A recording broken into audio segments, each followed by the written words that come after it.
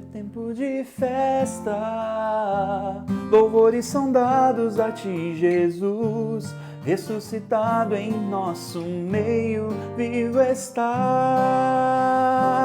É tempo de festa, louvores são dados a ti, Jesus, ressuscitado em nosso meio, vivo estás. É tempo de festa, pois é tempo da Palavra de Deus na nossa vida, na minha vida e na sua vida. Seja muito bem-vindo, irmão, Misericórdia Online.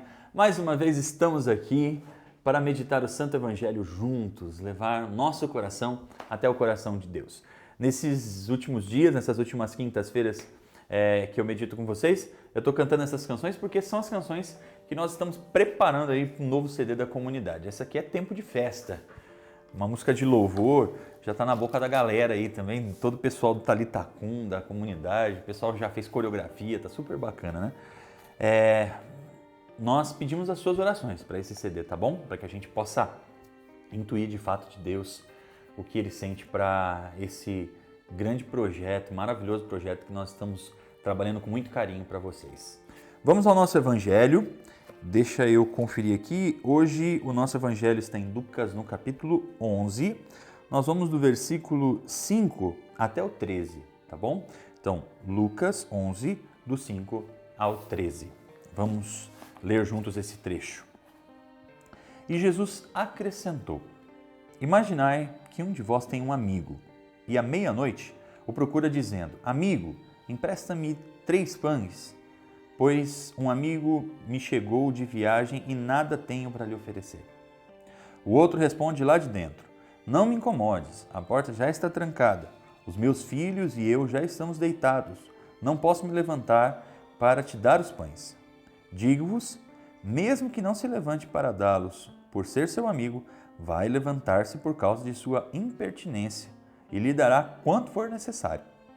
Portanto, eu vos digo, pedi e vos será dado, procurai e encontrareis, batei e a porta vos será aberta, pois todo aquele que pede recebe, quem procura encontra. E a quem bate, a porta será aberta. Algum de vós, que é pai, se o filho pedir um peixe, lhe dará uma cobra? Ou ainda, se pedir um ovo, lhe dará um escorpião? Ora, se vós que sois maus, sabeis dar coisas boas aos vossos filhos, quanto mais o Pai do céu, Ele que é bom, saberá dar o Espírito Santo aos que lhe pedirem. Palavra da nossa salvação, glória a vós, Senhor. Mais uma vez estamos de frente a esse lindo evangelho, né, da persistência. Jesus quer ensinar para a gente a ser perseverantes na oração através desse evangelho. Algumas curiosidades a respeito dessa palavra que eu não sei se você já escutou. Se já escutou, que bom, a gente partilha. Se não escutou, para quem não escutou, são curiosidades que eu tinha e que quando eu descobri eu achei muito interessante, muito legais. Olha só, a primeira delas é a respeito dessa dificuldade que existe no começo do evangelho aqui, né? Do homem que vai lá, que chama o outro e tal, e o outro grita lá de dentro, tô dormindo e tal.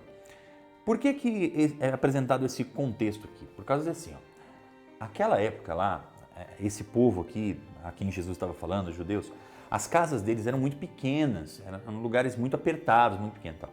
Então assim, o incômodo não era somente do cara que estava lá dentro dormindo e que o outro estava gritando lá de fora. Normalmente, as casas eram tão pequenas que na hora de dormir, fechando a porta, eles colocavam as esteiras, os colchões, a gente pode entender assim, perto da porta, tudo isso. Então, para o cara levantar com os filhos, essa coisa, então tinha que levantar ele, tinha que levantar os filhos, tinha que tirar a coisa ali da frente da porta, tinha que abrir a porta para arrumar o pão pro cara. Então aqui a dificuldade era muito grande, entendeu? Jesus está dizendo assim, diante de uma grande dificuldade, né? Ainda assim, se você é persistente, se você continua falando, se aquele cara não vai levantar porque ele é seu amigo, ele fala assim, eu vou levantar logo para esse rapaz parar de ficar gritando aqui na minha porta, né? Então, assim Jesus está ensinando a nós a persistência que nós devemos ter quando nós vamos orar e pedir alguma coisa ao nosso Pai do céu. A gente precisa insistir, a gente precisa ser forte, né, nesses pedidos, né, incomodar de verdade a Deus, né, no nosso relacionamento com Ele. Não podemos esquecer que Ele é nosso Pai, então temos que ter um coração doado, aberto, corajoso a ponto de dizer, olha, Pai, eu preciso disso aqui. Se Ele achar que a gente precisa mesmo, se for para o bem da nossa alma, Ele vai nos conceder. Outra curiosidade muito interessante são essas comparações que Ele faz aqui, algum de vós, que é pai, se o filho te pedir um peixe, lhe dará uma cobra? Eu ficava pensando assim, é meio estranho mesmo, né? Tipo, pedir um peixe para dar uma cobra é um negócio meio estranho. Mas não é tão estranho assim, né? Porque o que acontece? Naquela região ali era muito comum um tipo de peixe que parece de fato com uma cobra, né? Então, ou seja, Jesus está falando aqui de um engano sutil mesmo, não está falando de uma coisa tão escandalosa. Assim como é no caso do escorpião, ou ainda se pedir um ovo, lhe dará um escorpião. Não sei se você sabe, mas o escorpião nasce de como se fosse uma espécie de um casulo que parece mesmo um ovo, entende? Então é por isso que ele está fazendo, o Evangelho faz essa comparação para nós, assim, entende? Não é uma comparação tão distante, né? É claro, se eu pegar um ovo de uma galinha, assim, pegar um escorpião, eu vou ver que é muito diferente. Mas quando ele está para nascer, quando ele está para sair ali daquele casulo onde ele nasce, aquele negócio da onde ele nasce, eu não sei de verdade se o nome é casulo, mas aquilo parece com um ovo, né? Então, ou seja, aqui ele está falando assim, nenhum pai colocaria um filho em risco, mesmo diante de coisas tão próximas, tão parecidas, né? Agora, o mais belo é aquilo que ele termina aqui. Ora, se vós que sois maus, e é fato, né? Nós somos por causa da natureza do pecado que tem em nós. Sabeis dar coisas boas aos vossos filhos, né? Quem de nós não quer para um filho o melhor, né? Dar um melhor presente, fazer o filho mais feliz? Não somente para um filho, para alguém que a gente ama, para um namorado, para uma namorada, para a esposa, para o marido, para a mãe, para o pai, um amigo que a gente ama muito, né? A gente não quer dar coisas boas, né? Não quer ver o outro feliz, né? Se nós que temos esse sentimento dentro do nosso coração, né, de querer dar coisas boas a quem nós amamos, imagina o Senhor, Ele que é bom, Ele que não é mau, né? Eu me lembro, eu não sei se você já ouviu, mas tem um grande cantor da música católica chamado Martim Valverde, você já deve ter ouvido falar. Se não ouviu, procure ouvir, porque é um homem muito ungido, muito de Deus. Ele tem um testemunho muito bonito.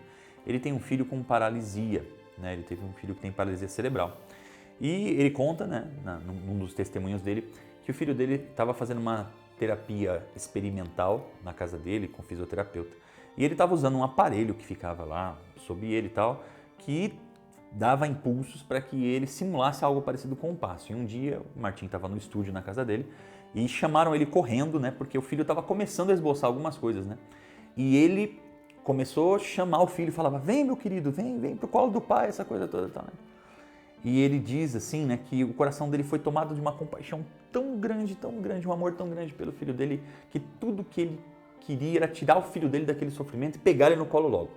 Mas ele sabia que o filho dele precisava passar por aquilo ali, né? Aí o Martim diz assim, né, muito bonito, né? É até emocionante quando você escuta isso, ele contando no CD dele, Bem Brasil, se eu não me engano, tem esse testemunho. Ele diz assim, ele fala que naquele momento o Espírito Santo chegou perto dele e disse no ouvido dele, dizendo assim: "Martim, se você que é mau ama seu filho desse jeito, imagina eu que sou bom, o quanto te amo", né? Essa é uma realidade, irmãos, uma realidade que a gente precisa pensar a todo momento, né? Acerca do sentimento de amor que o Senhor tem por cada um de nós. O Senhor tem um sentimento de amor muito particular por cada um de nós. Ele não ama no coletivo, né? O Senhor não ama todo mundo, Ele me ama, Ele te ama, né? E é bom que a gente tenha essa noção e que a gente traga no nosso coração essa esperança, sabendo que Ele nos ama com todo o seu coração de Pai, sem limites e muito além daquilo que eu possa imaginar, mas também muito além daquilo que eu possa esperar, pois às vezes eu me engano achando que, por causa do meu pecado, por causa dos meus erros, por causa das minhas falhas, Deus pode me amar menos. Não existe nada, presta atenção, nada que eu possa fazer que Deus vai me amar mais. E nem existe nada que eu possa fazer que Deus vai me amar menos, porque Ele simplesmente me ama. Que esse amor tome conta dos nossos corações, né? Que à luz desse Evangelho nós possamos pedir ao Senhor essa graça, a graça de entender o quanto somos amados por Ele. Amém? Hoje é quinta-feira, temos a missa lá no Metrô Bresser, queremos te convidar a participar. Se você é de São Paulo, vai lá, tá bom? Vamos lá louvar junto com a gente, graças a Deus ela está cada dia mais lotada, está sendo um louvor do fogo do Espírito Santo, a gente quer te ver lá. Se você é de fora, acompanhe-nos aqui pelo Misericórdia Online, pois nós oramos sempre por vocês que participam à distância da missa com a gente lá, tá bom? Deus abençoe, a gente se encontra logo, logo, mais uma vez aqui no Evangelho do Dia, se Deus quiser, tá bom? Nada mais nos separará, nada mais nos separará, nada mais nos separará do amor de Deus.